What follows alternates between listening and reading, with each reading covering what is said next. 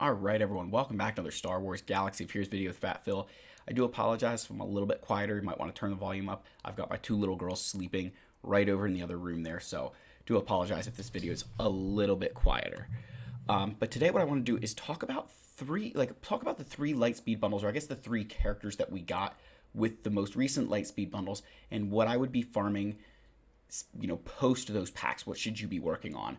And I think I covered this a bit ago, but now that we're further removed, I think it's a good thing to revisit, especially with more packs coming. It's going to be important to understand how to get the most out of these packs because you paid for an advantage, so you want to take advantage of that and get the most use out of it. So make sure you guys like, subscribe, comment down below. Let me know your thoughts, guys. I'd love to hear from you. And of course, gotta thank the channel members, whether you're at the Wampa or Jedi Master tier, or even those of you who are on the council, even if you aren't yet granted the rank of master. I really appreciate all of your guys' continued support. Love seeing you, whether it's in streams and in the comment section. It is always appreciated, guys. So let's get in and let's talk about the post Lightspeed. What do you do? So if you got the packs from Mrs. Potato Head, right? Got the packs from Mrs. Potato Head here. What do we do? How do you proceed? So this is kind of the team that you would use, that you have everything from the pack here. That this is just, hey, you got nothing from the packs. This is the team that you could use for Rey. This is assuming you don't have characters like Ben Solo, Commander Tano, or good enough Zetas on R2-D2. So this would be the team that you could use with Rey. Obviously, you start subbing characters out as you get better ones into your team, but I at least wanted to show the one that I would probably run, because here's the big thing. This team right here, and even this with this Rose works. Like, to be honest, Rose does work in here with Zori, but you need to build the Zori team.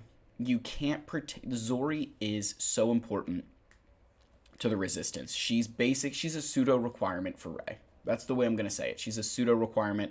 If you're thinking of going for Rey, start farming Zori. She's one of those characters that you're going to want to have.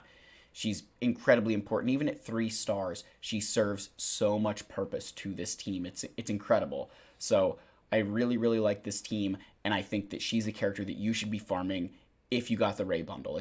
I don't care what else you're working on. Zori's that important, and she's on a low energy node, guys. She's only a 12 energy node, like hard node, so very easy farm overall. Like, just come on. There's no excuse.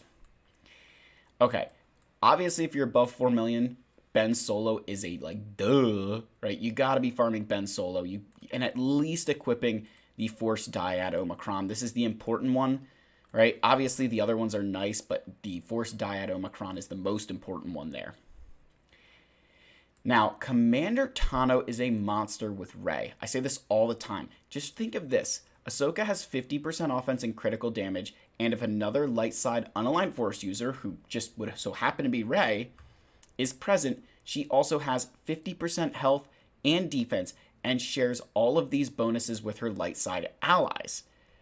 So she's giving Rey 50% offense, right? 50% critical damage, 50% health and defense, and shares all of those with Rey. So it is crazy. You make Rey ridiculously good with Commander Tano there. It's one of the big things. And you think during that entire battle, one of the big areas that's scary is that you've always got this instant defeat there kind of looming over you if you don't take out Commander Tano. So it's really, really dangerous. Now, some other solid options that you can use here. So L3, who a lot of players also got from the packs, she's a really solid tank with Rey. She's actually extremely annoying with Rey. Same thing with Shorty for those of you who have Leviathan. Shorty's really good. Barriss Offee's another solid character to put with Rey. You see a lot of players kind of throwing Barriss in there. And even Cal Ripken Jr. is another solid character to put with Rey. So Rey is kind of the one character I would say who really embodies the Galactic Legend status, because she's the light side Galactic Legend. I would argue that the rest of the GLs are really faction based. You think Kylo, he's a little bit of dark side, but primarily Kylo wants First Order. Jedi Master Luke wants Jedi. Leia wants Rebels. Jabba wants Hutt Cartel. You know what I mean? Everybody has their specific factions, where Rey is just give me light side. And it's awesome. She doesn't just need resistance. She wants light side. So really, really good options all the way around with Rey. Highly recommend any of these characters. Obviously, Ben Solo is the biggest priority, but I would really say L3's like L3 and Barris are kind of sleeper picks for Ray. They are really, really solid.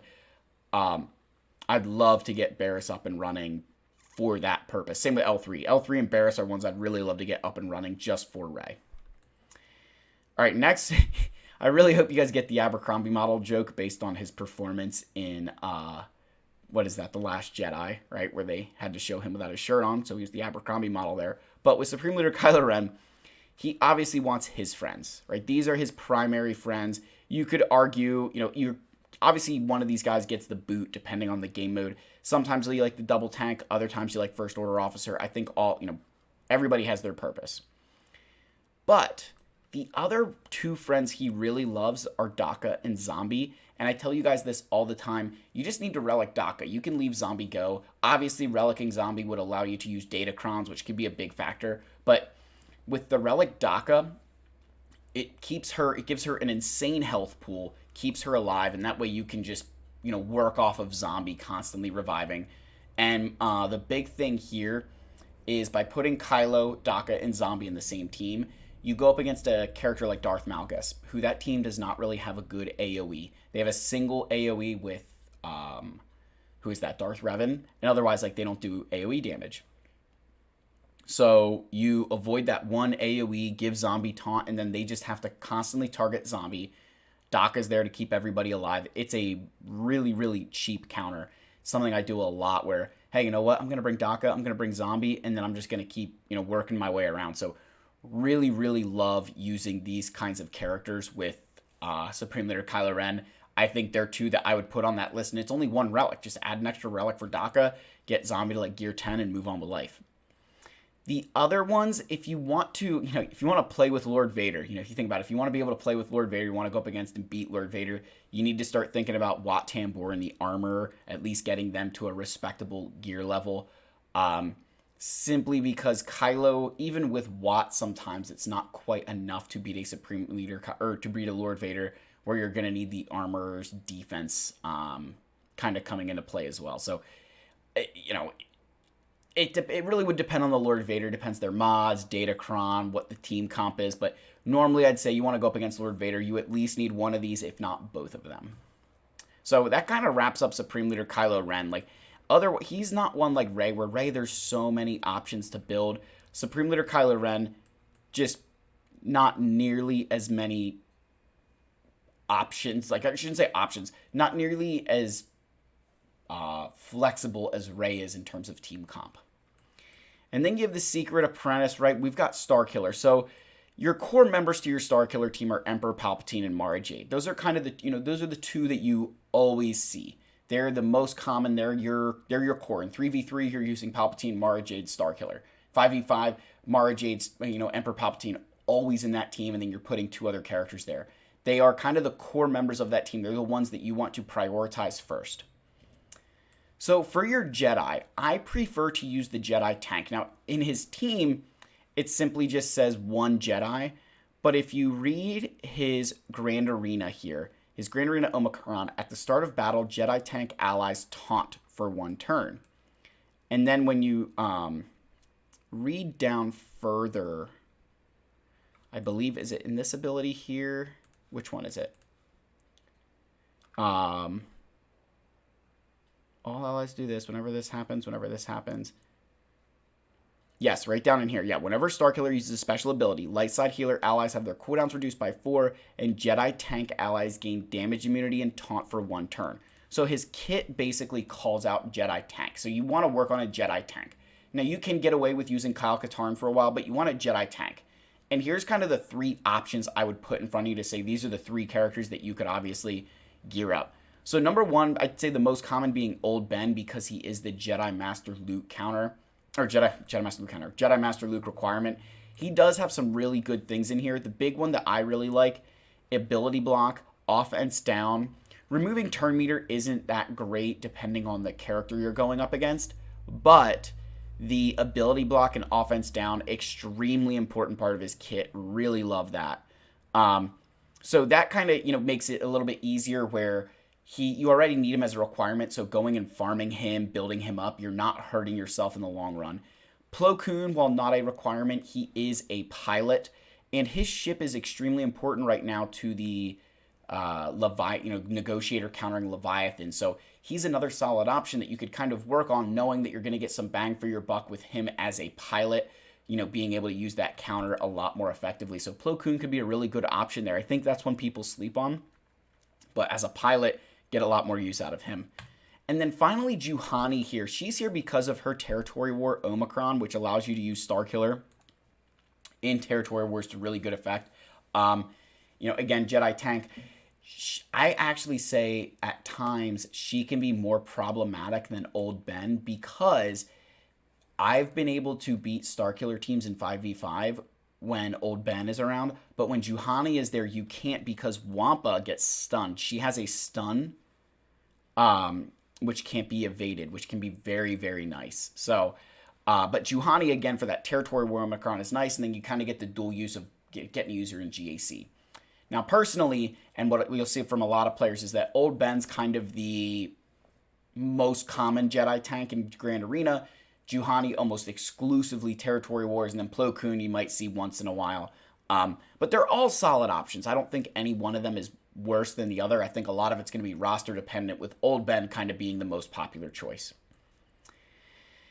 Now, for your light side unaligned Force user, Visas Mar, in my opinion, is the best for defense. She is the best for defense because of her dark healing ability here, where if she's at full health, revive a random defeated ally at 50% health. I think that revive is such a crucial part of her kit. It's something that defensively makes a huge difference in how you have to defeat Starkiller teams, because kind of gives her what I call a soft taunt. I don't know if you guys have heard me say that. It's been a while probably. But like a soft taunt where you kind of have to attack Visas Mar, because if you don't kill her first and she gets a turn and brings somebody back, it could spell disaster for you and your entire team, depending on who she would bring back. Like, she brings back Starkiller at times, and he gets going, you're up a wall, you're up a creek without a paddle. All of a sudden, Mara Jade gets revived, she takes a turn, and you're screwed. So on defense, I think Visas Mar is your best option simply because of the revive. It really throws people off. Now, really on offense, you can use whoever you want. Like, if you bought the packs, you could use Rey Scavenger, because offensively, a lot of times I'm going up against, say, a Galactic Legend Rey team. So the most of the time, the way that my characters die is via a sudden whirlwind. So like, it doesn't matter, right? They're not coming back anyway. So you could put your Rey Scavenger, Fulcrum. I've seen players use Ben Solo here before they get Rey. There's, a light side online Force user. There's a lot of options. Cal Ripken Jr., but I'd argue Visas Mar, she's the best for defense, and so you may as well gear her up for offense as well. And she can come in clutch. I'm not going to say she doesn't. She has come in clutch for me. So these are, with these things right here, these are kind of the things I would do post those packs. Now that you're getting these characters, here's where I would start thinking about. Remember, you paid for an advantage. So you want to take as much of that, like the money that you spent, you want to get the most out of it as possible. So if you're not farming a Zori, like Zori Bliss right now, you're not putting that Omicron on, you're kind of hurting yourself, because you're going to have this really good resistance team that could be significantly better with a character like Zori. That in the grand scheme of things, it's a small investment for a large reward. The DACAs, you think of like Ben Solo, Commander Tano, these characters, they're really solid options that are going to make your Rey team a lot more difficult. And for most of you at the stage of the game that you're at, building one or two extra, quote unquote, luxury characters is going to be a lot more beneficial to you than just leaving your Rey where your somebody's random Starkiller team can beat it. You want to make it as difficult as possible, because if people aren't beating your Rey, you're going to get more results out of GAC. Think of your Supreme Leader Kylo Ren. If you're in those lower stages of, the Grand Arena rankings, being able to bring your Kylo on offense with Old Daka and Zombie and know that you can beat a lot of teams is amazing. And then knowing that you could put this team literally right here, you could throw this on defense, or you could kick First Order Stormtrooper out, throw, Kylo, OG Kylo in here. But knowing that you have two full First Order teams to take advantage of, if you have some friends with Supreme Leader Kylo Ren to battle other characters, that's solid. You've done, you're taking the most out of that character. And then finally with Starkiller, I think it really comes down to just building the best possible team so you're able to punch up and beat other people. Because you got to think a lot of you are going to be in this position where everybody's going to have Ray now. Is your star killer capable of beating them? That's going to be the $1 million thing, and I think having the best star killer team will allow that. So that's the video, guys. Again, covering like the original 3 Lightspeed bundles. I will do this again as we get these other Lightspeed bundles for Phoenix, whatever these Finalizer, Emperor Palpatine, all these things, whatever the rest of the bundles are, I will make sure I do similar videos to this because I want to give you guys the best information I can. Let me know what your thoughts are down below. As always, like, subscribe, comment. I love all you. May the Force be with you, and I will see you guys in the next video. Cheers.